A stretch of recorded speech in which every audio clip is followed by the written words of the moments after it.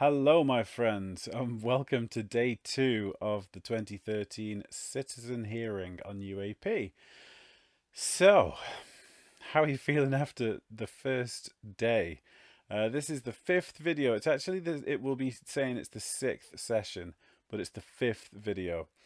And today's topic kicks off with a discussion of the deep breath Rendlesham Forest incident, which, if you've been following the channel, will know that this case has been cursing me for months now. I've just made a documentary, The Trial of Rendlesham Forest, and if you want to know more about the case, both for and against, because it's a very, very divisive, troublesome case to investigate, then I would recommend you check that out. So, in this video, we're going to hear from Nick Pope, who's one of the main commentators on it. You're going to hear from John Burroughs, who is one of the first-hand witnesses and was paid out by the MOD for radiation damage after contact with the UAP. You're also going to hear from Jim Penniston, who is has a phenomenally interesting story, and so yeah, let me know what you think, and let's get straight into it. Thank you very much, sir. I think in our first session, we did a pretty good job in terms of what's happened to you guys, and you can always, you military servants, can hear by our questioning that we're very concerned, and I'm sure the entire Congress would be. I'd like to use this time to talk more about the incident, what actually happened, if it was any recordings, if you took any notes, and anything else you might help to educate us in terms of what we're looking at in line with what this hearing is about. And I think I'll just go down the line here. I think I'd like to do Mr. Pope first, Frascogna second, and then we'll have the two servicemen. Mr. Pope. Thank you, Madam Chair. We have, I guess, a significant problem in terms of the evidence record that despite the fact that the Ministry of Defence case file has now been declassified and released, and you'll have some of the papers, the document that I referred to dated February the 16th, in the final paragraph where it mentions that General Gabriel visited the base, papers relating to that visit have not yet been located. And it's my hope that this would be perhaps the key in unlocking not just John and Jim's quest for their medical records, but perhaps a wider revelation of what it is that we're dealing with. Because clearly, if the Commander-in-Chief, United States Air Force, visited, and we know exactly because of that document the timescale, it must be between the date of the incident itself and 16th of February. People, whether they be journalists or attorneys or whoever, have a very narrow window of time to go after the paper trail that must exist, clearly must exist, showing why such a senior United States Air Force officer visited those bases. And it seems to me that there must be questions that could be asked along the lines of, may we have the paperwork relating to the General's visit, to the items of evidence which were removed, presumably back to his headquarters at Ramstein, to any investigation that was done either at Ramstein or by headquarters, USAF or DOD, or indeed by any other agency. So I think there is this possibility that, armed with the declassified Ministry of Defense document, we now know what we want. That's a good point. That's a good point. Can you speak a bit about the aircraft itself, the aircraft itself, and if there were any presence of any life, any different things, any in your investigations? Can you share with the committee anything along those lines? Well, I think what I would say is that the sketch of the craft and the sketch of the symbols that you have, and Jim can, when you question him, doubtless elaborate on this, I believe came from Jim Penniston's police notebook, his Air Force police notebook. And again, he'll correct me if I'm wrong on this, but he did, as well as the photographs that he took, did some sketches and then did a slightly more sanitized version which you have in front of him, in front of you when he'd stopped shaking. Does that exist now, Mr. Pendleton? Is there a notebook and pictures and all that, or does the military have that? I do have my own notebook, and it's in my possession. The chances of that notebook surviving are probably 1 in 1,000. Surviving what? Not being thrown away or. By you? Sure. You're going to throw it away? Well, at the time, it was like I wanted the whole situation to go away. So, Well, but it's here. The only thing's gone is your medical records at this point. yeah, I know. It's. I still mean, I here. think, please don't throw it away. Let's just No, say at the time, that's what I was. I threw it in a drawer, and I didn't exercise proper care with it. And I found it 4 years later. It tells you I'm a pack rat.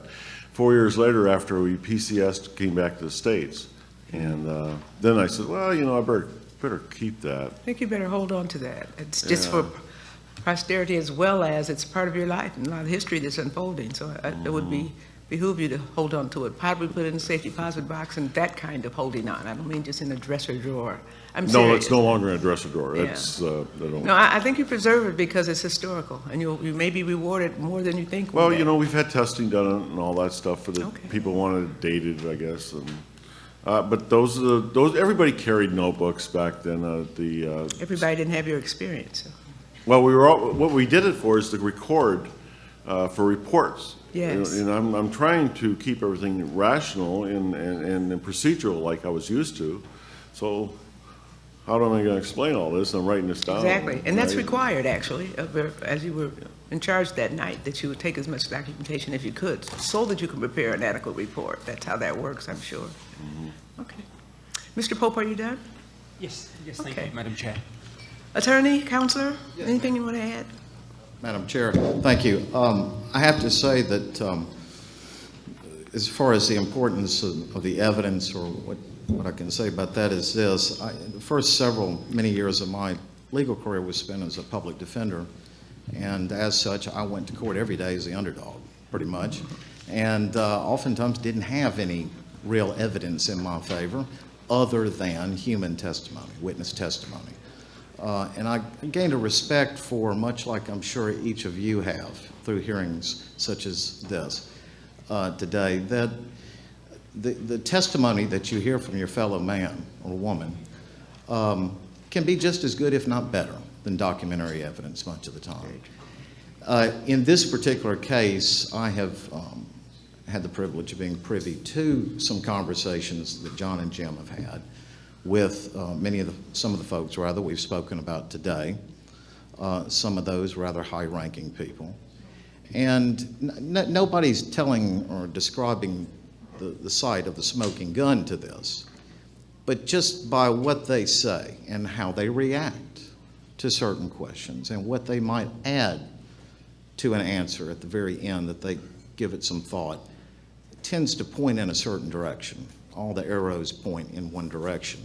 And that's not necessarily E.T. or a Black Ops project, but it points to something very strange. And I've seen that a number of times. And I guess I would say that if this were a case, if I went back to be that younger public defender I was so many years ago, this would have been one of my best criminal cases to take, because the testimony is all there for me to win that case. Absolutely. So. The main thing you'd be dealing with today that you would not be if they weren't not military and regular citizens is the military. Yes. Which is much of what this whole disclosure hearing is about. But that's good, and we commend you for that. Public defenders are major in our society. And when you have the passion that I feel from you for them, they get good representation, so thank you very much. Mr. Pendleton, would you like to add anything else before I go to my members here? Do you have any questions I was wondering, are your questions going to go into the cover-up? We'll have to see. Each of these members are leaders in their own right. I'll just They're step all back going to and get a chance. wait. I'll Don't wait press for them, it. because, we could be here. They'll come to it, though. Did you want to say something about the cover-up? Well, it'll take quite a while. That's why. Well, I want you to paraphrase, because one thing about it, you've lived it, you were there, you're here with us today, and whatever you'd like to offer, you should start. I think that in because of the culture and the environment at the time of the Air Force after Blue Book, it wasn't prudent or good career moves to be talking about any type of phenomenon or UFOs or things like that. It just wasn't a good idea for your career. So when John and I left that forest that night, we were discussing, well, how far do we go with this and tell them everything? Well, it'll be pretty much a career ender. We're thinking that. So we reported in the next day with our shift commander the morning after, and we told him about what happened.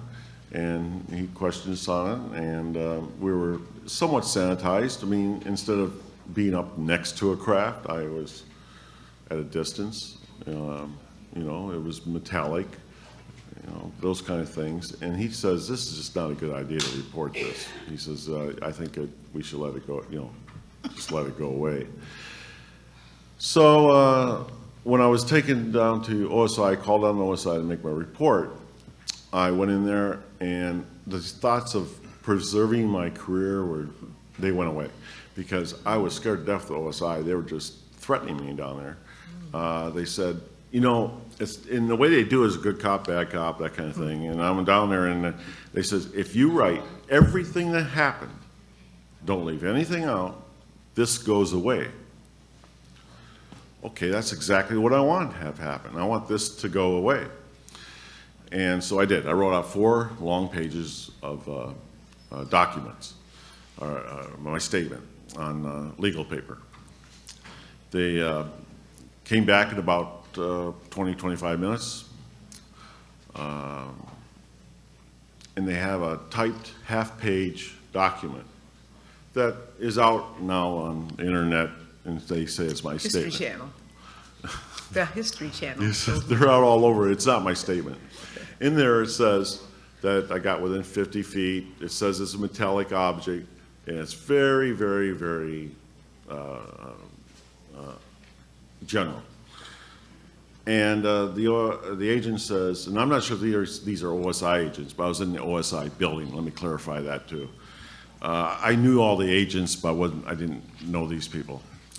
And they said, okay, read this statement. And I said, okay. And they said, read it again. I said, okay.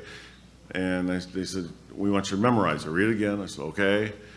And they said, this is the official statement that you're going to give your command element or anybody else from this point on that asks about it, because this is a classified investigation, and OSI can operate outside the chain of command. They do it over in England. At that time, they actually worked for the State Department. And I said, okay, no problem. So I'm under orders because it's an active investigation by whoever those are, people in front of me. And so that's why I report to the wing commander. He doesn't even blink an eye, General Williams doesn't. He said, listen. General Williams is the wing commander at that point. Major General Williams, that's what at the time he was Colonel Williams. He retired to Major General. And when we reported into Colonel Halt's office, I briefly talked to Colonel Conrad, who was the base commander at the time. Colonel Halt worked for him. And then John and I met up there, and then we went in and talked to the wing commander, reported into the wing commander, and explained I gave him the OSI statement. I mean, I told him that's what happened. It was general, and he thanked us very much for our time, and told us that he appreciated the candor that we had, but he never asked one question. And so there's where the cover-up probably started. It started by the issuance of that statement from OSI. You submitted, Sergeant, you submitted that statement, so it really kind of started as you were writing the statement and submitting it. Well, when I wrote the four pages out, let me make that clear, man. When I wrote them out, I was in detail. I wrote down everything. But that wasn't what you submitted. You submitted what they asked you to submit. I gave them everything they wanted. They said, write every detail down. 4 pages? 4 pages. And I wrote the fact about the temperature, about it being on the ground, the glyphs, the notes from my notebook. They were included. I didn't have my notebook there, but all that stuff was included, including the binary code, which I called ones and zeros in because I'm not a math person. And at that And time, did you give that to the wing commander? I gave that at the OSI building. Did And you then- give that to the wing commander? No, no, ma'am. What I gave to the wing commander was the OSI sanitized statement and the one that I was supposed to give him, And why did you not give that one to the wing commander? because I was under orders because it was, OSI said it was a ongoing investigation, and they can work outside the realm of the base commander, wing commander, and everything else like that. And my position is, new with this and all that, that might have been the beginning of the cover-up. Yes, I Okay, agree. that's all right. Thank you. And I don't want to badger you. Appreciate your service, trying times. How many years ago was this? This is 80, and this is now 13. That's 23, 33 years ago. So no, that you're still standing in relatively good health. Thank God for that, and we'll see what we can do with you. Thank you, ma'am. Thank you, sir. Mr. Burroughs. Yes, ma'am. What stands out to me is the fact that you had an incident take place over 3 nights at the largest tech fighter wing in the Air Force at the time.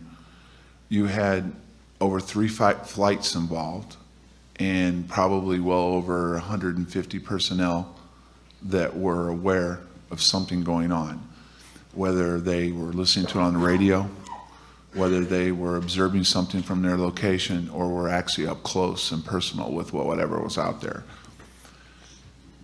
How many times does something come back 3 nights in a row? I've seen very little evidence involving the UFO community where something comes back more than once.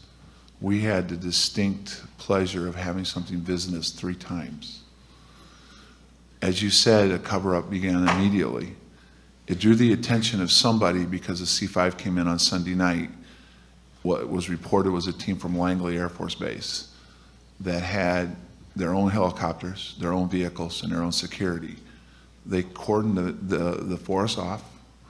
I was posted on the gate on Monday, Tuesday, and Wednesday, and my orders were, because I was already involved in the incident, that you'd be aware that some strange things could possibly be going on. If I saw anything happen, it was my job to not report it on the radio, but to call it in on the phone. Don't get alarmed by anything that could be going on, but if there's something of extreme importance, call it in on the phone. So we had a team out there investigating what we were involved with. What's also interesting to me is the fact that it was off base, and that wasn't our property. Yet the United States Air Force was given the lead on this investigation. Why is that? What did they already know? Was there something that keyed them into whatever we were involved with? Why would they send a team in from Langley to investigate this? From there, after the investigation was concluded with the team and they departed, there was all kinds of rumors of what was going on. What Sergeant Penniston and I did was what we were told to do, is to remain quiet. But over the years, different personnel have come forward and been interviewed about what took place. Different things have come up as far as what was seen. What's clear, and I'm not going to hold anything back on this, almost everybody involved saw something different. They reported something different. They reported different things that they felt and what went on. There was static electricity in the air. There was problems with equipment. And yet, after all this went on, none of us were ever brought in and officially debriefed. None of us were ever taken care of or checked out medically. But none of us were relieved of duty. And just recently, in the past 2 years, the deputy base commander at the time, who then was promoted to colonel, ended up being base commander at that and other locations, came out and went on the record and said what he saw out there, he felt was of intelligence, it was under intelligence control. One of the questions that's come up to me over the years is, was it us? Was it somewhere else? Or could it be both? I believe what we were looking at out there on those 3 nights was something that was going on both with us, and whatever we were doing drew something in that created a reaction. And I believe this case could be the defining case in the history of UFOs that might be able to break this open if there's people that are willing to take charge of this in the positions of power and look into this. Thank you. Very well spoken. Thank you very much. Thank you very much. Congressman Bartlett, please. There had to be an official investigation of this. Do we have any idea where the records of this are?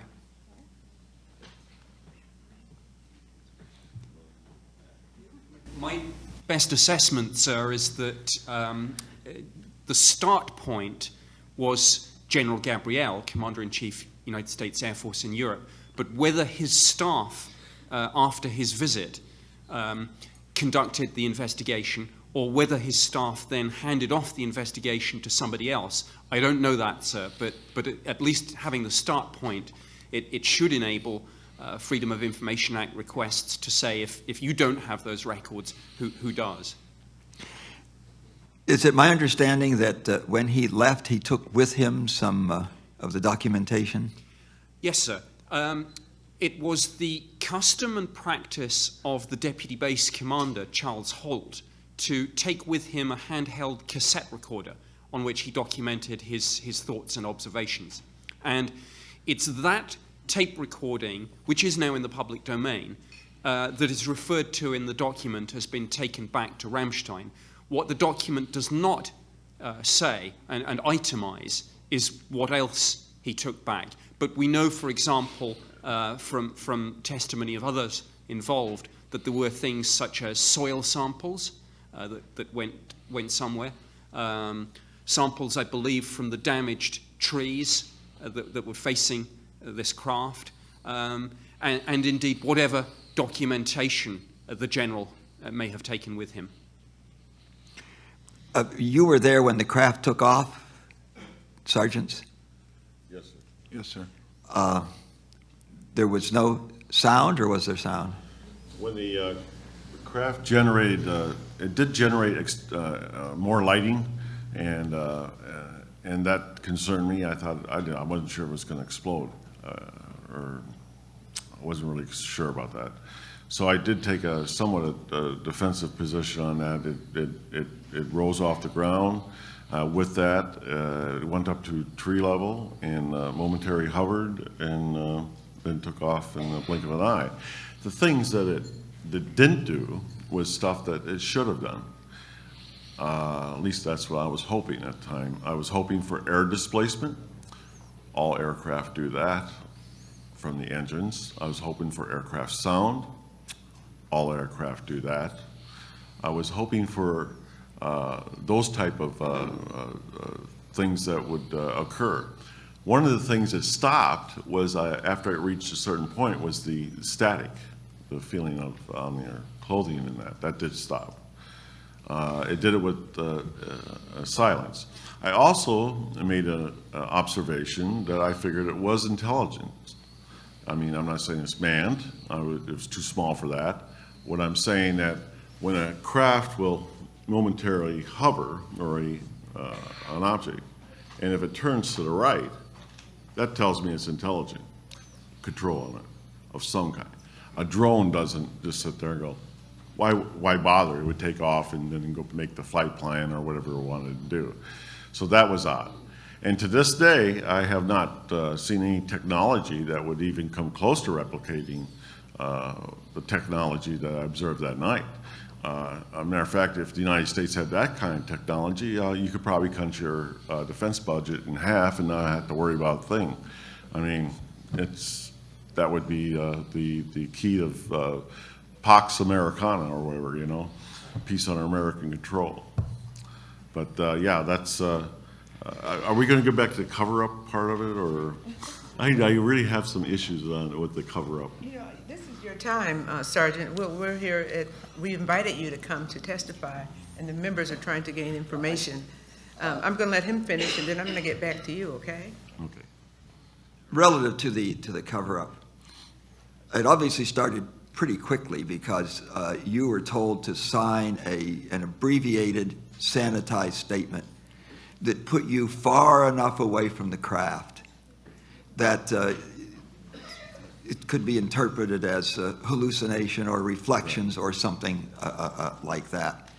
Other than the exchange you had when that sanitized, abbreviated statement was prepared, were you ever interrogated as to the details of what you saw? That's interesting. The only time I consciously remember being interviewed, that's a nice way to put it, at the OSI building was on, I believe it was the Monday after the incident. The incident happened on a weekend. And I believe it was Monday or Tuesday when I was called in there. I remember that, and that's writing out my statement and all that. But under hypnosis in 1994, it's apparently around February 1st of that year, it was noted in the hypnosis that I was taken back into the OSI building, or it could have been the wing intel, I'm not sure, and also interrogated at that point again. And that one was where I was administered sodium pentothal, which is a very graphic thing to watch on film. And additional questions were asked, and additional discoveries were made. Why, personally, do you think there was an interest in cover-up?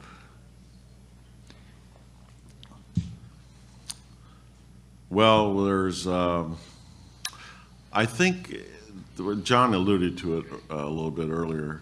I think part of the problem they were drawn into the area. This object was drawn there because there was interest in the area, and the interest has to do with a top secret facility, which I later wrote security plans for and stuff at that base, which was Rendlesham Heath. It was a C3 facility, communications, and it had a building there that at the time had a retinal eye scanner. In 1980, that's like high-tech stuff, and you don't really waste your money, the government's money, on those kind of things over there like that. But that was the unusual part of it. So there was operations within there, and they were civilian, by the way. None of those people were wearing uniforms. And then just down the street from that, another mile and a half or two, was MI6, British intelligence that operated out of there. And then, of course, we had the control towers that were strategically placed around the base, too, that operated radar systems and communications.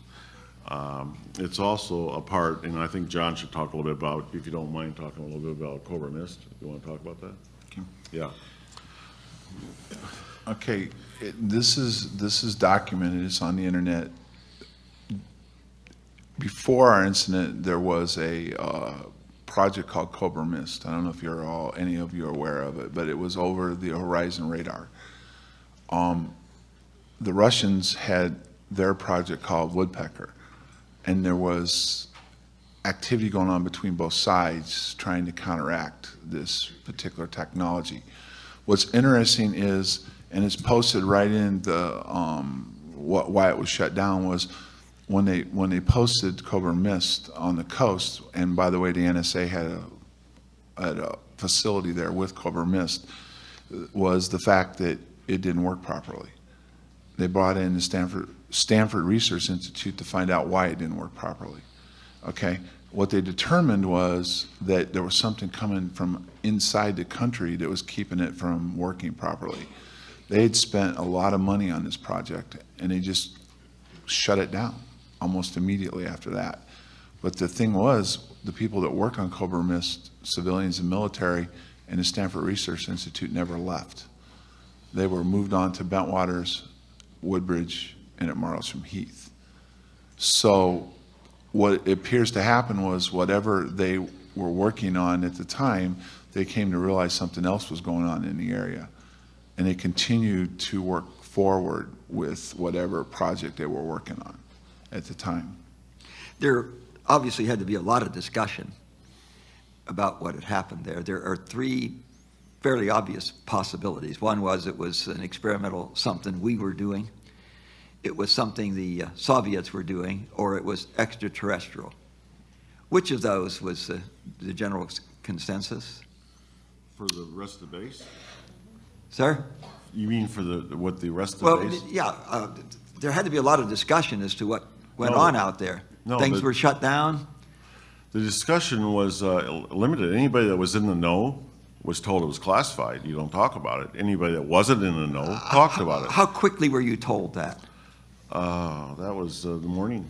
It started almost immediately with the shift commander Oh, and that too. continued on with the fact. And also one other note that we confirmed through the controller who was in charge of writing up the reports that day, all the documents were immediately classified secret.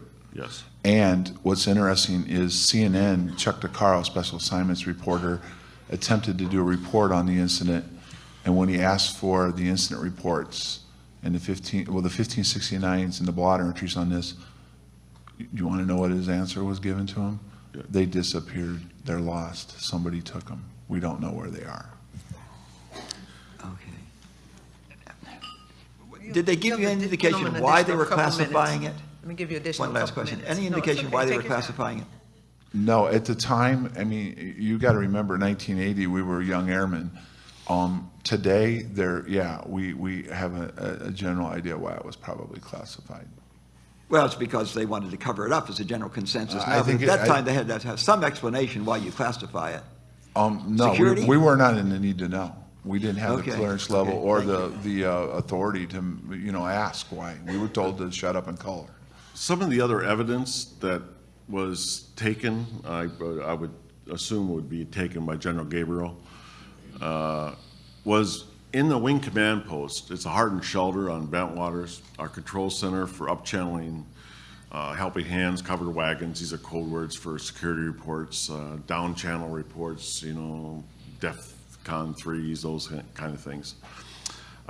They have at the time, a reel-to-reel, and they would record all of the radio transmissions on our 4 channels. I believe we had 4, a command net and I think a LE net and a couple others. And they would record all that. Those things, like that's a smoking gun. That actually had our radio transmissions and what was transpiring over the net. Those were taken. The 1569, which is a complaint and incident report, which is, once you make a blotter entry, it's a more detailed report that you write out from your notes, and that would go on record. But we were told by the senior controller, and that was Sergeant Coffey, that those were immediately pulled from CSC, Central Security Control, and classified secret. So that was another step toward the containment efforts to have it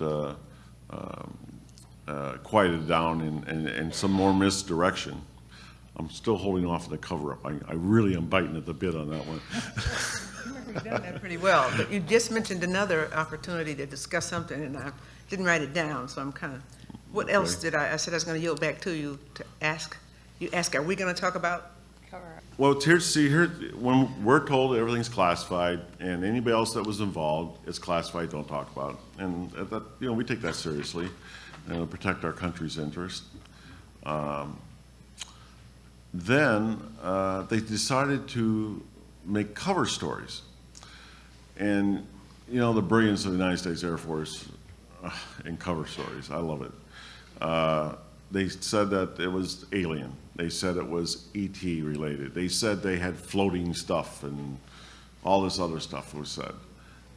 It was a UFO and with little green men, basically. That's what they said it was. So Was it? absolutely not. It was a craft of unknown origin. I wasn't able to determine the origin of the craft. When it comes down to investigations, ma'am, we take our job seriously. We only report the facts as we see them. There's no conjecture. We have other people that can look at those things, assess the situation.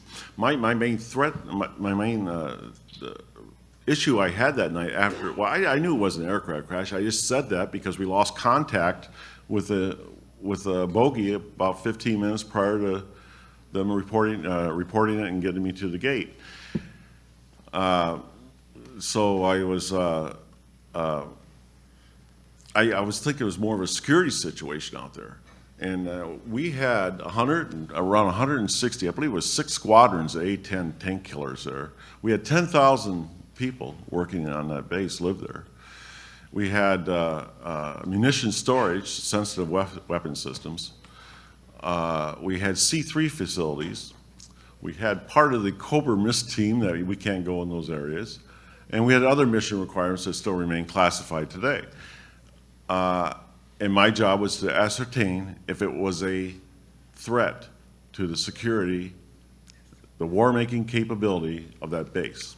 That was what I was doing out there. So everything we put in a report is not, it's all facts. We don't allude to, even though I must admit, I knew this thing wasn't like in the James Book of known aircraft. I said it had to be some kind of technology that was beyond what we could produce at the time. I mean, yeah, those thoughts went through my mind, but do I report it as such? No. No, I stuck to the facts.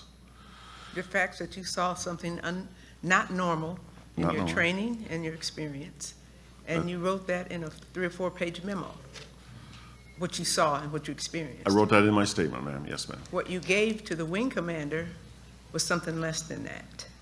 Yes, and I felt really guilty about that. About giving the other one or Well, writing the first one? There's a loyalty thing going on here too. I mean, I'm under orders, but that's my wing commander. That's my base commander. I have an obligation always to protect them and to follow their orders and not tell them anything that's not true. And here I have orders from at the OSI building saying you're going to go ahead and give this statement to your command element or anybody else that asks about it. I lived with that for about 31 years, and I had the opportunity to talk to Major General Williams, Gordon Williams, and that was one of the things I brought up, and he says, don't worry about it, following orders. He says, I know how it was, I know what happened, I understand you weren't treated fairly, he says. I'm here, what do you need from me? Okay, let's hold that one right there. Your point's well taken, and the more you talk, the more it is coming out. We've heard several incidences. Roswell has nothing on this that we hear, and we're going to hear Roswell tomorrow. They're very cousins, probably. I mean, the incidents, sisters, brothers, or whatever. Yeah. But I feel your passion and your pain. And 30 years plus is a long time. And now to be in a situation where you can't get health care because of your, it's way bigger than the two of you, and I know you know that by now. But let us continue to get the information we need to make intelligent decisions. But we're here to work. You're not just going to see us just for the day. Take our names. We'll help and work with you as well. But Okay, we're going to get it back to that Congress that you work for. Oh, who works for you, I should say. Congresswoman Wolsey, please. Well, Sergeant Penniston, I'll leave you more time for your cover-up if you want. I mean, it doesn't sound like you feel like you're finished. No. But I did have a question. You mentioned sodium pentothal. Yes, ma'am. Was that administered during your VA as part of the hypnosis or during the intelligence control or the OSI? In 1994, when I was out of the service, retired, I went to a therapist, and she put me under that. And when I was And that's under, when you told your story, went way back and told the whole thing that you That's had. correct, ma'am. Okay. And it said that I had additional visits to the and being interrogated, and that's where they came out about the sodium pentothal. Not it wasn't a memory that I had. Oh, so the sodium pentothal was when? According to the hypnosis of 1994, that was done on February 1st, 1981, or thereabout, give or take a few days. During the OSI interrogation? Yes, but I knew all the OSI agents. These individuals were not OSI.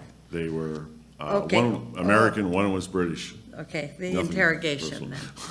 then. That seems a little strange. And when didn't that make you feel like you were the guilty one? Yes. Like something happened, you made it, I mean, wouldn't you have told them everything you knew without it? Well, it shouldn't surprise you, ma'am, that the government's not always honest. We wanted it to go away. They said that if we went and were completely honest with them and upfront, this would go away. Great, that's what we wanted. But it didn't go away. Apparently, under hypnosis, they continued to go ahead and interrogate us like we're prisoners of war. As a matter of fact, I think there's laws against doing that to prisoners of war, okay? The sodium pentothal, I must agree to it. I don't think they would have just gave it to me. I'm thinking, I can guess. I can say, well, maybe they wanted to make sure I was telling the truth. Maybe that was it. Maybe they want to make sure that this wasn't a fabrication of a story or something like that. Maybe that's what they wanted to do.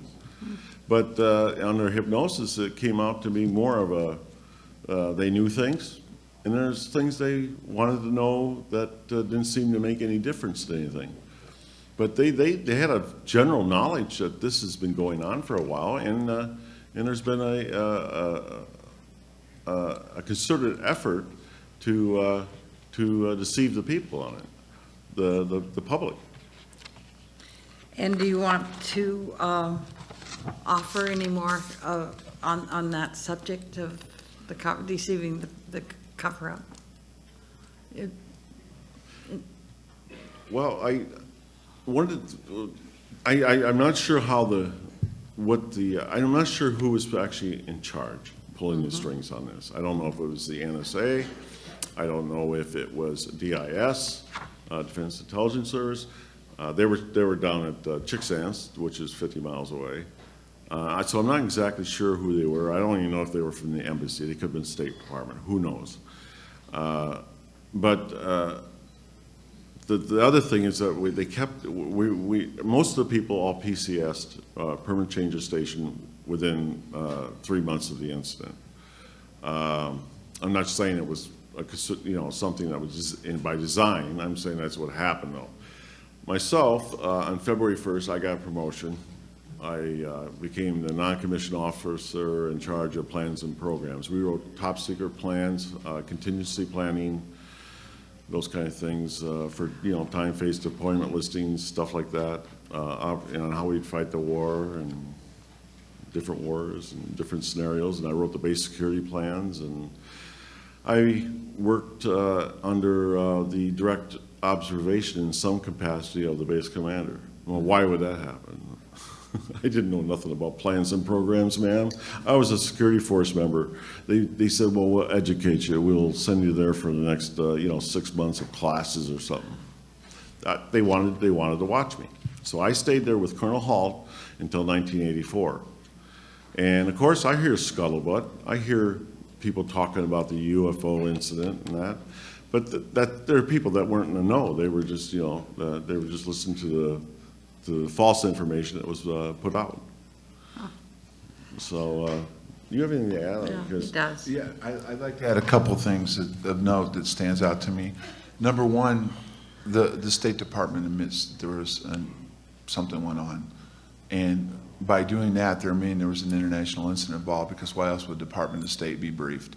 The OSI oversees reports to the Department of State. They don't report to local authorities. In the States, it's a little bit different setup.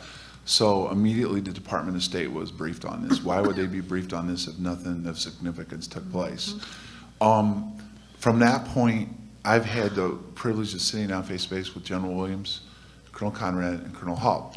Colonel Halt's on the record saying that he was aware that we were brought in and interrogated. He was aware that we were not treated properly and that there was drugs, or in his words, we were messed with. That's where my problem starts with my chain of command. Where were they for us when they knew this was going on, and why didn't they stop it? General Williams, who we had a face-to-face with, said he tried to help us, but when our attorney contacted him and asked if he'd go on a record and do a statement, a sworn subpoena, he said he'd have memory problems. That he would fail to forget, he would have a problem remembering everything that went on. Yeah. Colonel Conrad was most concerned about the fact that Colonel Halt has been on the record on a lot of this stuff. He said he violated the code of conduct by an officer that basically that he was out there talking about something that should stay quiet and remain classified. We clearly understand the fact that even in your positions, you are given information that's deemed national defense and classified. But what wasn't taken into effect, again, is what I stressed earlier, was a human factor. And does it really matter if what we was deemed classified and that it needs to be maintained and held back from the general public? Why were we not given the care that we were supposed to receive, and why weren't we at least briefed a little bit on what we were dealing with? Because besides the physical problems, which I have a pacemaker defibrillator in me now at 52, we are still puzzled by what we were dealing with and why it happened to us.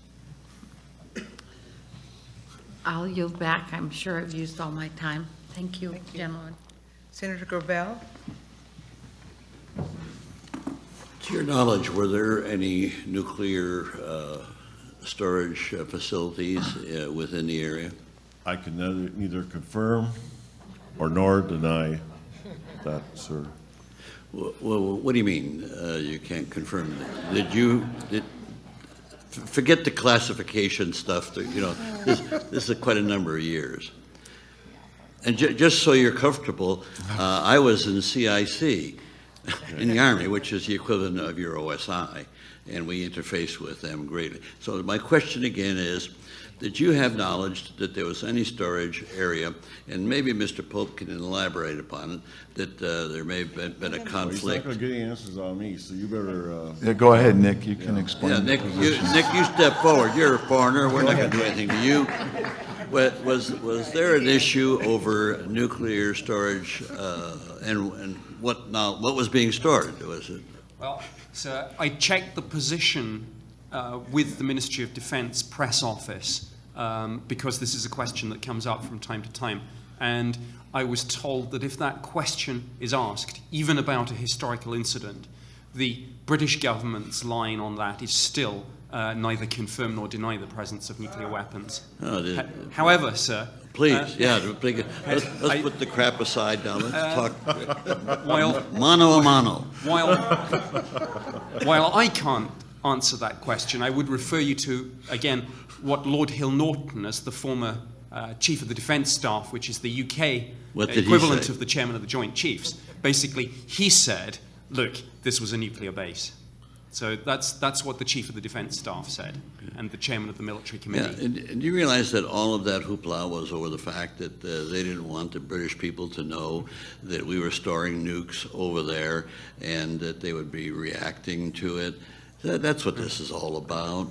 But the tie-in for us here is the fact that you had extraterrestrial interest, which seems to, in what readings I've done in preparation for the hearing, that there's a lot of this stuff that was going on with ICBMs not functioning when these extraterrestrials are around and they take an interest. Particularly, we had this yesterday in New Mexico, which was the center of our, quote, defense posture in that regard.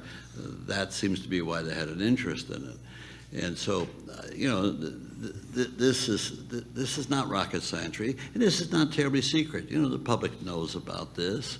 This has been highly discussed in international and political science records all over.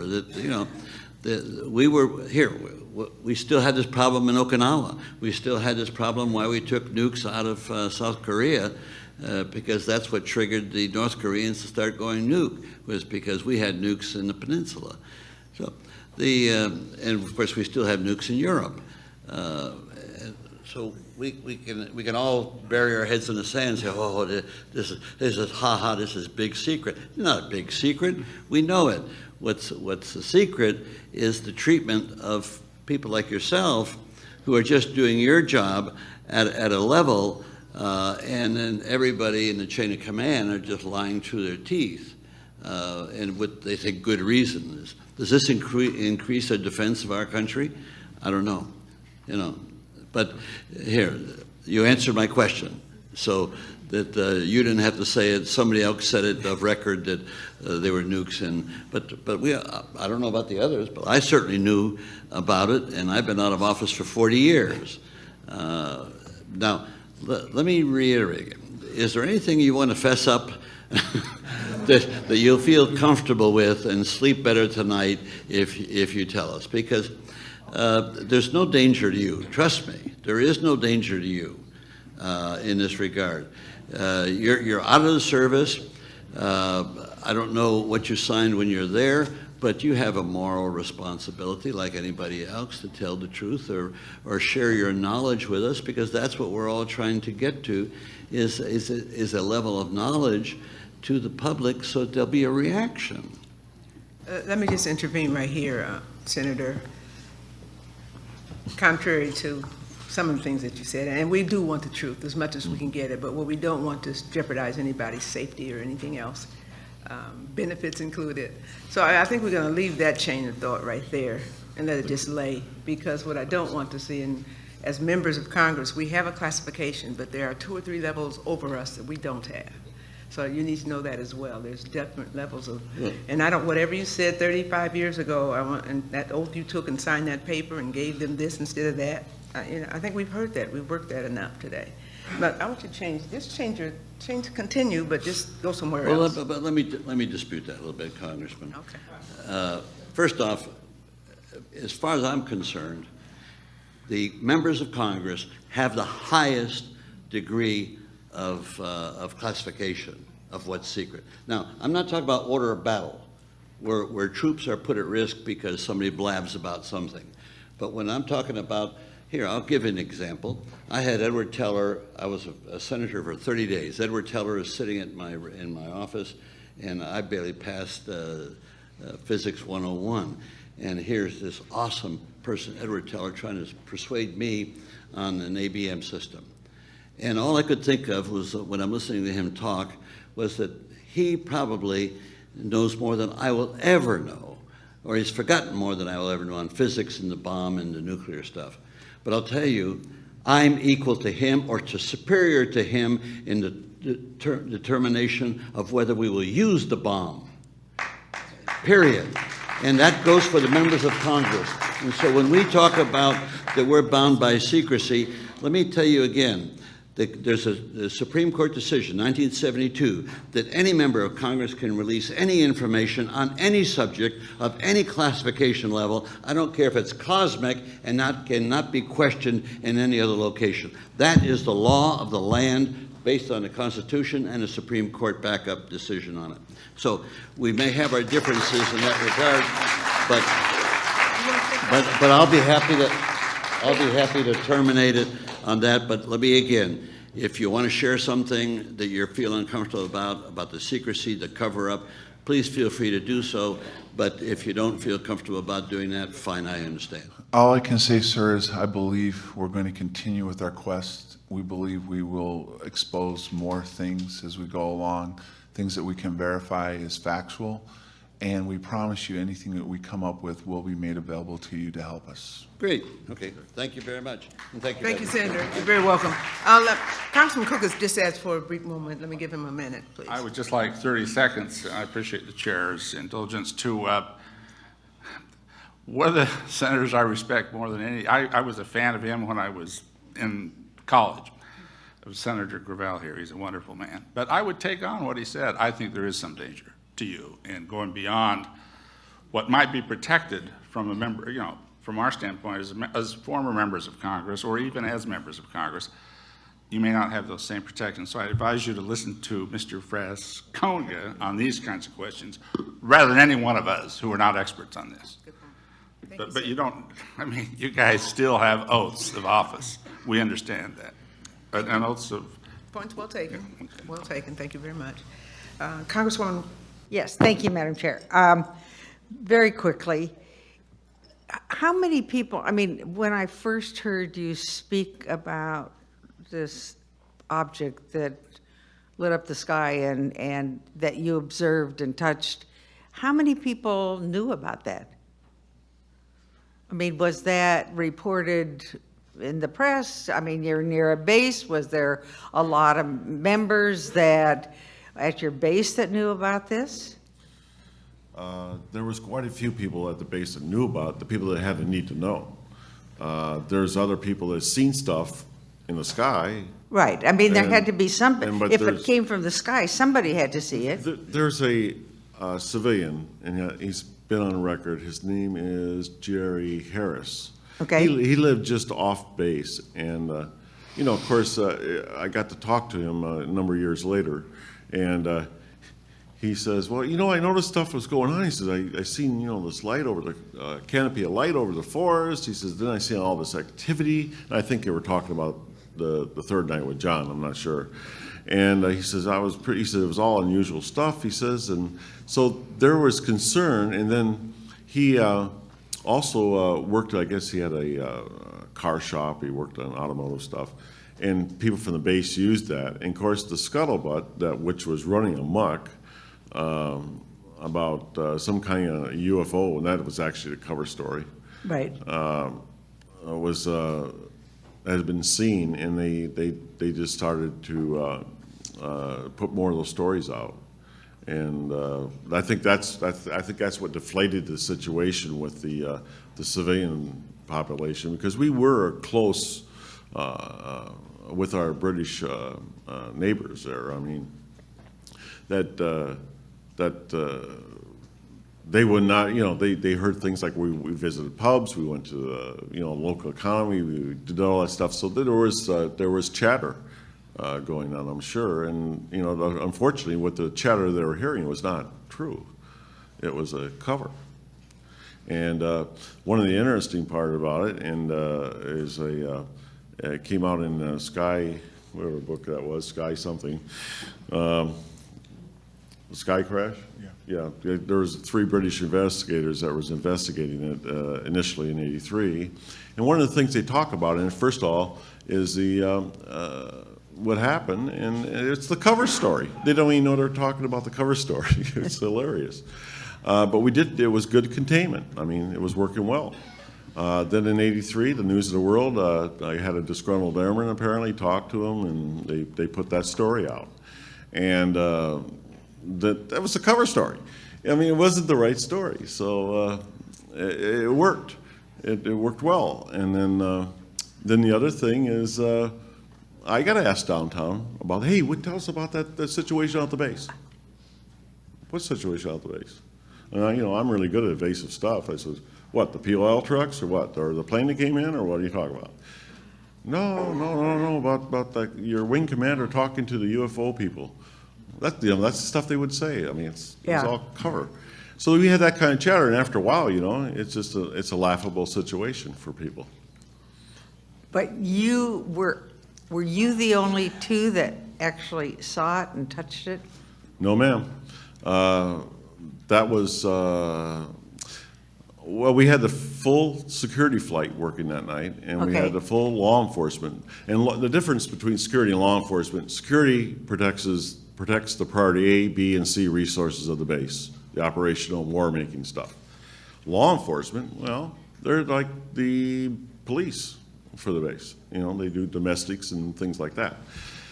And there was approximately about 60 of them. It could have been 80 on some nights. We were transitioning earlier from the F4s there to the A10s, so there was still some overages in people.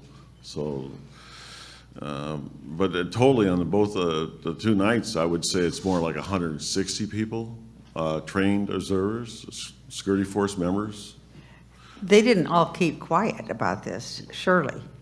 The ones that were directly involved, yes. Okay. That's how it works, ma'am. Orders, and you follow orders. I mean, it was ongoing investigation. It was classified. You can't talk about. We don't have the privilege of Congress. We can't talk about things like that. It's criminal activity. They don't use the privilege. Sometimes they don't use the privilege, you're right. So,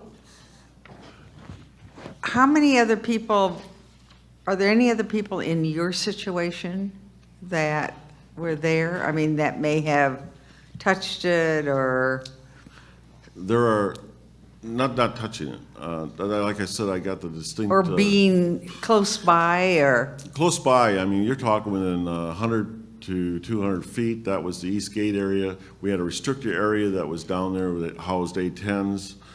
They were parked in hardened structures down there, and we had security response teams that were patrolling those areas, alarm response teams, entry controllers. We had those kind of people that were working.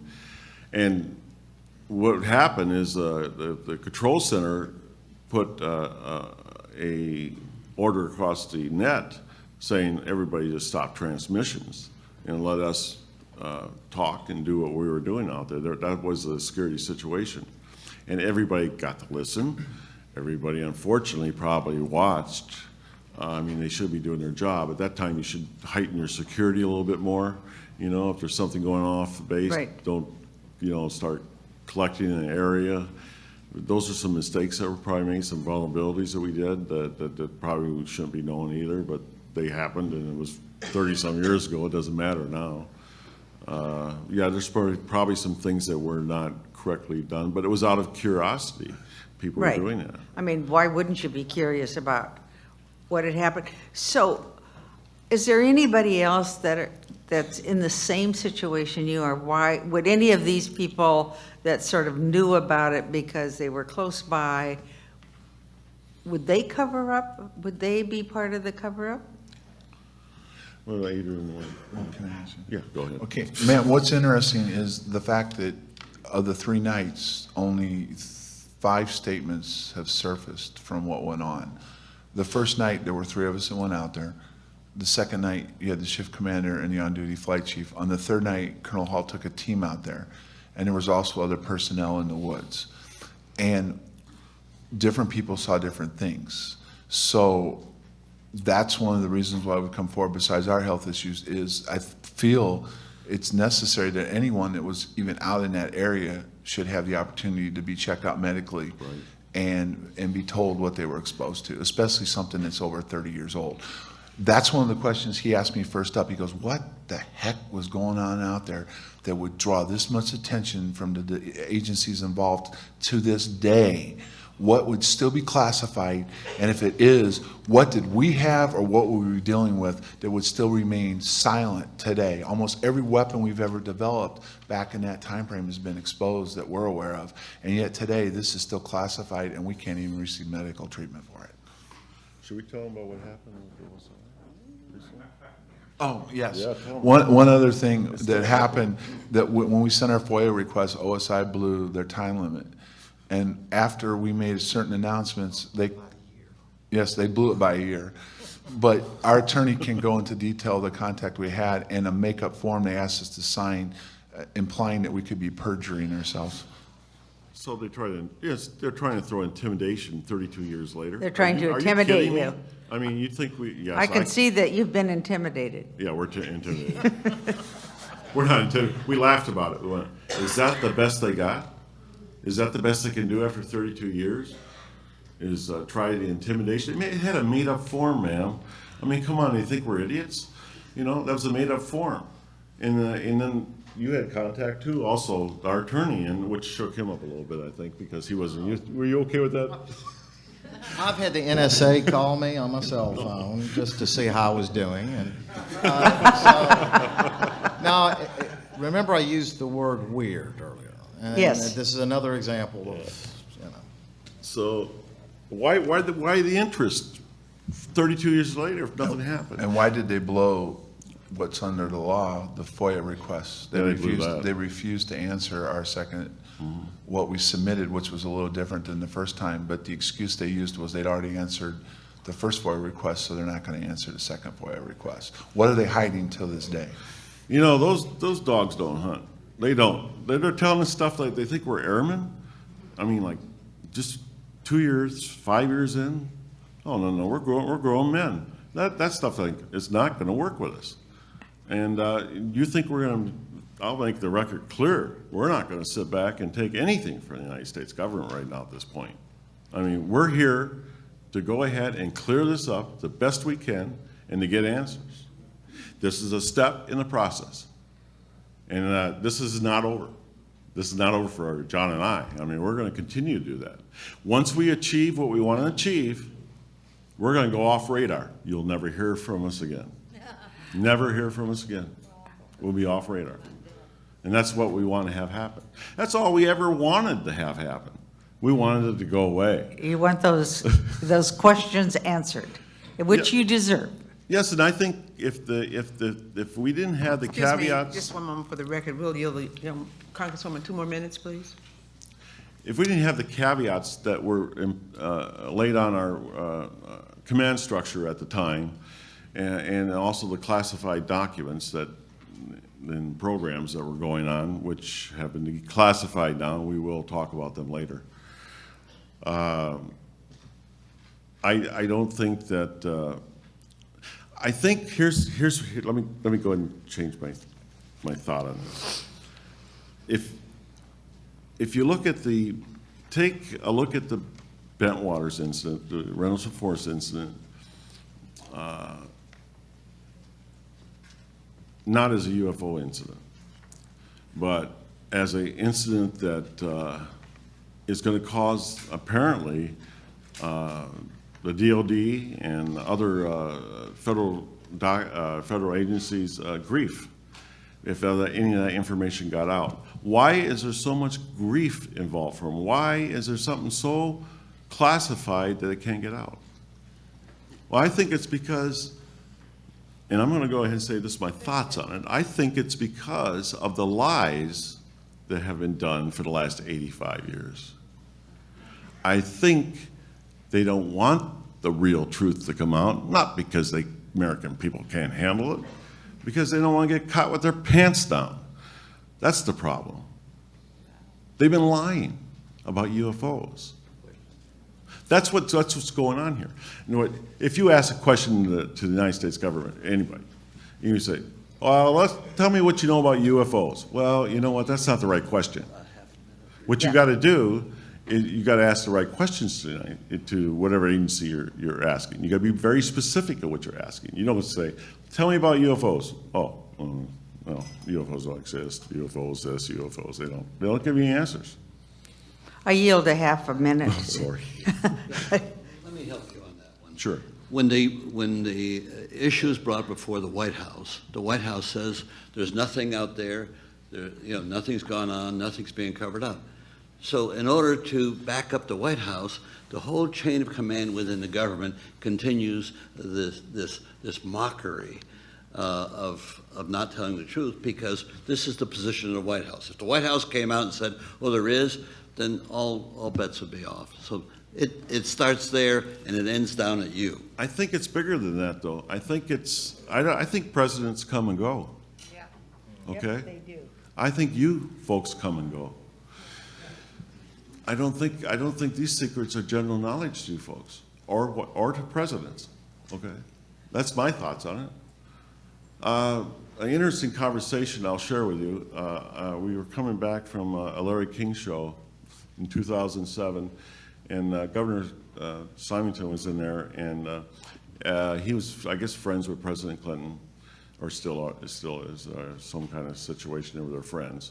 So we got done with the show, and the president had called Fife and was talking to him, and of course he's on speaker, but he didn't know. He brought up the conversation about the 2 questions that he asked when he was president. Like, who killed Kennedy, and are UFOs for real? Yeah. Yeah, he didn't know either. He didn't have a need to know, apparently. Well, Our time has been they yielded. outlast him. Yes. Let me take this Thank back. you. Thank you very much. Thank you very much. You too, sir. Thank you very much. One thing you said, Sergeant Penniston, in that last, and the more you talk, the more information we get, by the way. But you did say something, if you take UFOs out of it, that is the issue, UFOs out of it. Period. That's it. Next, Congressman Cook. Well, I will follow the chair's admonition to focus my questions on the incident, with one exception. I'd like to turn back to the medical records, because I think in the context that you open up maybe a small file, as far as most people would consider. You might be able to take a truth embargo blockade and maybe move it a brick at a time, but that's where major cracks start occurring and where things start falling into place. Now, if this panel, for example, and I'm going to talk to each one to see if I could get them to sign a letter that I'm going to be asking them to help compose to both the Veterans Administration and to the President of the United States, because we've had, well, on a very, well, yeah, wait till you hear what's going to be in the letter. You may not be so enthused. I figure you've had 3 very strong United States senators fighting with the Veterans Administration. I think it's time to ask President Obama himself in a letter, and maybe we'll initially send it to veterans with a copy to him, and then we'll send it to the President, I hope, or something, to ask for something very simple here, something that may not sound very dramatic to anybody, and that's Sergeant Burroughs and Sergeant Penniston's medical records, because I submit, if we see in those white gums, if we see in those heart problems at a young age of a recent Air Force person that served in England, if we find some of the other, and I can't remember each, I wrote them all down, and I may have to talk to you again to get this this letter, but I submit that if we find those kinds of evidences, and what there's no legal reason, I've even chatted with an attorney during the break, to withhold a medical record, and I'm sure your attorneys probably would confirm what my attorney just told me. I think this could be the start of that brick taking down process, at least, so we'll know. Now, getting back to the incident. Bentwaters and Woodbridge, and I'd like to first focus this on Nick Pope. Now they're in Suffolk County. Now is that, excuse my lack of geography of your country, but Ipswich, is that close? Yes, it is. Okay, yeah. I just remember serving in Britain for my church, actually. We would go up to there to get American hamburgers because, quite honestly, with all due respect, the British Wimpies just didn't meet our standards in those days. And the reason I'm asking that is because even though those are 2 RAF, Royal Air Force bases, how many American servicemen are on those, or surrounding those bases, or on those bases, compared to how many British service people? The bases are prefaced as Royal Air Force, right, but essentially, sir, that's in name only. Okay. There is, I think, literally 1 or 2 British liaison officers. Yeah. I needed the clarification. So almost everybody there is an American serviceman. Yes, sir. Okay, now this can explain maybe General Gabriel coming in there and just taking charge and upsetting the Minister of Defense at the time. Again, yes, okay, sir. I mean, because I'm going to ask Nick Pope this question directly. If Gabriel hadn't been taking evidence the way it's outlined in your statement at the time, been taking it back to Rheinstein, Germany, or whatever it was, you said the Minister of Defense was upset. This was in the early stages of the Thatcher, the Iron Lady. What did he do about it? What did the British, because this is a significant thing, a Minister of Defense not being happy with something a United States general just did. We've heard this stuff about nuclear weaponry, and I think there might be something very definitely to that, some kind of nuclear. Well, the British have nukes too. It's not just the American, but this must have been, as you say, these were American-operated things, and I'm going to try to hurry this up a bit.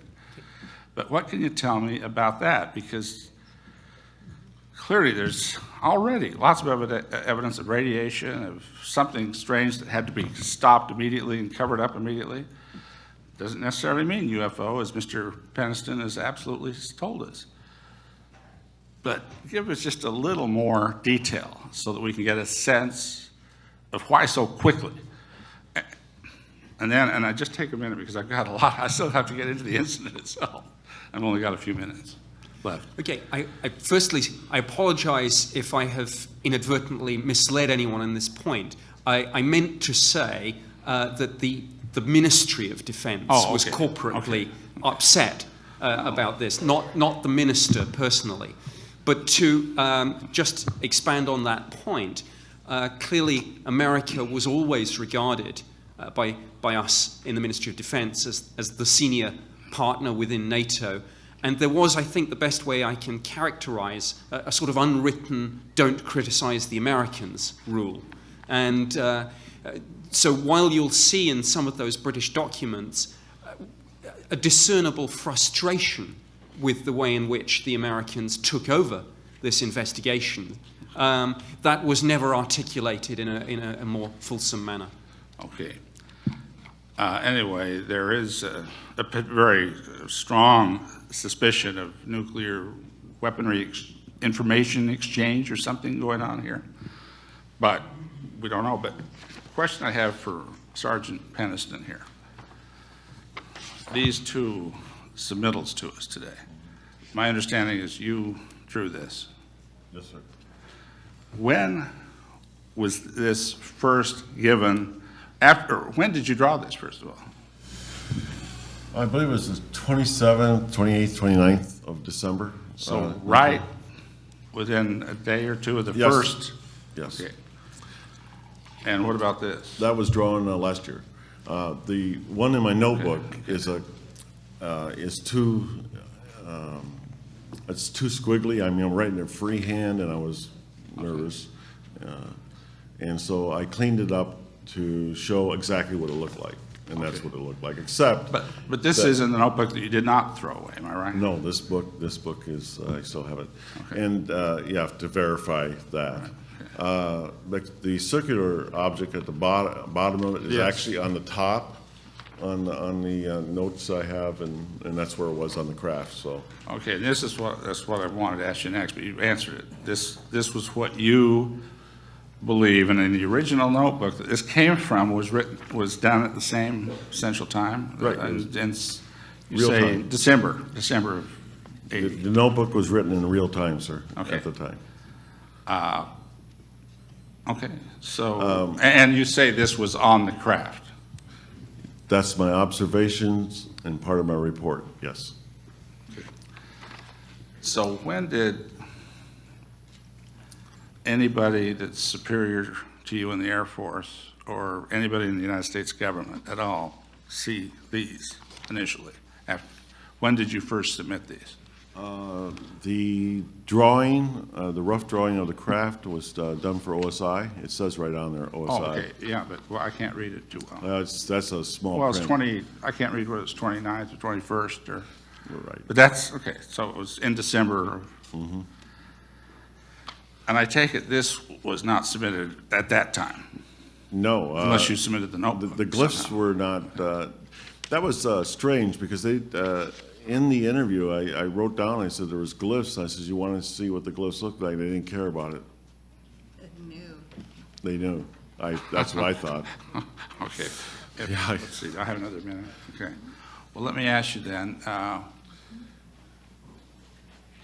who do you recall, or what title of the person that you submitted this to, and what were their reactions? OSI does not wear uniforms. Their ranks are restricted. Okay. But like I said, they had to be from another base, or they either probably had to be State Department. The odd part. When you said they had to be, was there a requirement, or is that what your perception is? No, OSI doesn't work for the Wing Commander or Air Force or anything like that over there. Yeah. And when they were in the overseas capacity in England, they worked for the State Department in London. Working out of London. That's who they're. So this is why you're saying the State Department knew full well what you were saying within days of when you said it, or when you first described it to your own. Right, and also with Mr. Pope, there's backup on how fast the MOD started investigating it too, with other people coming out there. I mean, in a matter of days, there's people out there. investigating it. And if Mr. Pope could just quickly add anything there on that?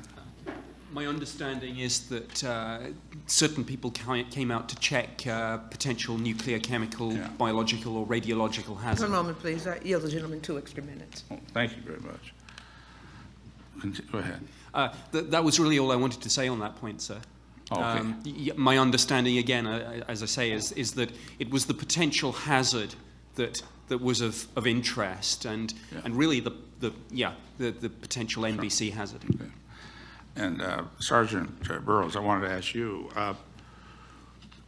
were you aware at the time that Sergeant Penniston was sending this to the OSI folks? Or No, sir. You weren't. When did you learn about Sergeant Penniston's submittals? I can't give you the exact date. Approximate, please. It was in the early 90s when Colonel Halt released the 3 statements. So and there was more information coming out. Okay. That is one of our questions. Number 1, why the memo was ever released. Number 2, why the tape was ever released. And number 3, why our statements were released. All that was done after we were told it was going to remain classified and we didn't have to worry about it any longer. And give me, again, a sense of the dates on those real quickly here. Of when those different releases occurred. The memo came out, I believe, in '83, right, Nick, when News of the World took it? Yes, in 1983, the memo through Freedom of Information Act was released to the general public. Shortly after, the tape was released and put all over the air. And last but not least, our statements were released in the early 90s by Colonel Halt. Okay. And one thing I'd like to add, Yeah. this is my take personally from talking to the Colonel. I believe he wants to talk more, but because it's still classified, I believe he feels, and he's gone on the record saying that he'd be willing to talk about what he knew if the members of Congress would bring him in, swear him in, and he would have the protection given to him to talk about what is classified and what's going on. Okay, let me make sure I understand. Is this the same colonel that worked for Gabriel at the time? No, Colonel Halt was the deputy base commander. Their names are similar. Right, Colonel Halt, I believe, would come forward, and he's made statements to the fact that he would be willing to testify everything he knew in front of Congress. Okay. Well, let me just ask you then, that if Nick, you know, or if Sergeant Penniston, you know, or anybody else that might know, within a day or two of the December 26th or 1st sighting, let's say, the memo clearly showed some indents into the part of the forest where you described the craft as being. Am I right about that? That's correct. There's no question about. There's no question. None. That he wrote that memo, the colonel that was assigned to General Gabriel, that did get released from. That was the one letter, or the one memo we have was. I'm just trying to make sure I got this right. I'm not sure where he's going with this. I'm not going anywhere. I'm just trying to gather data. Excuse me, just one moment. The gentleman's time has expired. Would you like another minute, sir? Just 1 minute. Just one last And I minute. apologize That's for. okay. I'll try to explain the chain of command. Yeah, please. General Gabriel was in charge of the entire USAFE area. Right. Okay. General Baisley was the 3rd Air Force commander. Okay. Colonel Halt would have worked for Colonel Conrad and General Williams. So he Okay. wrote the memo, and Right. the way the story was told was he was told to, after General Williams took the tape to General Baisley, and they came back, this was the exact words of Colonel Halt. The staff got together, reviewed the tape, and they said, we don't want to touch this. This is a British problem. Come back. General Williams came back to Colonel Halt and said, go ahead and write up a brief memo and brief the British on what happened. Okay, but that memo definitely talks about those indentation. It definitely talks about a much higher than normal radiation level that he checked out a day later. Okay, that's what I needed to understand. Thank you. I yield back Thank you very much. anytime that you may. Thank you. No, thank you very much. But Congressman Bartlett would like to ask additional question. I believe the year was 1957. I was at an American Physiological Society meeting. I had just come off of 4 years of teaching medical school. I was now a young PhD and a very serious basic researcher working at the National Institutes of Health. I was going to deliver a paper, I did deliver the paper on physiological effects of coitus in humans. This was just after Alfred Kinsey had published his first book, so you can get some idea of the environment at that time. There was some serious concern that I would be punished for this by NIH, that there would be repercussions for giving this paper. This was not the kind of thing you did at that time. I thought that medically it would be nice to know whether medical activity would be hazardous to your health or not. And so we published that paper. One of the members of the press came up to me and said, you don't need to worry about repercussions from this because there would be all hell to pay in the press if in fact there were repercussions because you are giving this paper today. Relative to the question that Senator Gravel asked you, it really disturbs me that there would be a suggestion. By the way, I think that it is inconceivable that the whole truth, and you swore an oath that you were going to tell us the truth and the whole truth. It's inconceivable to me that the whole truth could have any impact on our national security. And you know, I have some real concerns about our civil liberties in the future, is why I carry a copy of the Constitution.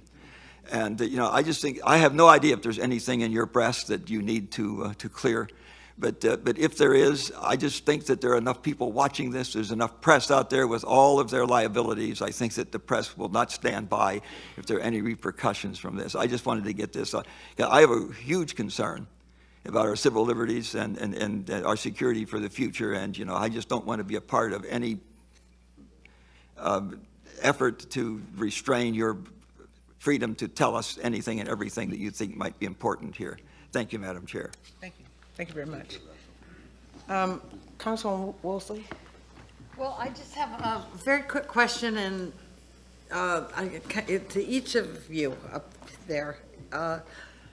What is, and this is opinion I'm asking, what is your opinion on the containment or the cover-up? Is it because of the nuclear issue or connection between the base and nuclear, or is it because of UFOs? Or do you just, you don't have to answer, but I'd like your opinion. You're in it. I'd like to go first. As I said earlier, we're doing an ongoing investigation, and what's becoming apparent to us is that whatever we're dealing with, and it's been labeled UFO, ET, alien, one of the first things you'll see in an incident, including where I lived in Arizona, the Phoenix Light, is they bring up the alien stuff. And that automatically, almost immediately, makes a lot of people shy away from it, based on the cover-up that I believe started with War of the Worlds, when they started conditioning people that aliens and stuff are not a smart thing to talk about or be involved with. But I believe, honestly, and I believe eventually we're going to be able to show this, that why our government is holding what they are and other governments are, it's got nothing to do with secrecy from the American public or the other countries. It's about power. If you look at what the capabilities that we saw out there that night are, would you not believe that there would be a race by every government of the world to try to take that technology and use it for one thing, which is we're all good at in this world, is war-making capabilities and to control people and countries. And I believe in my heart that it will be eventually exposed that it is somewhat of national defense, but ultimately we, as a society and a world, we need to get away from that. But that's what's going on with this. It's being covered up because everybody's in a race to try to take this technology and use it against each other. Thank you. That is good. Okay, the committee will stand adjourned until after lunch at 1:45. Thank you.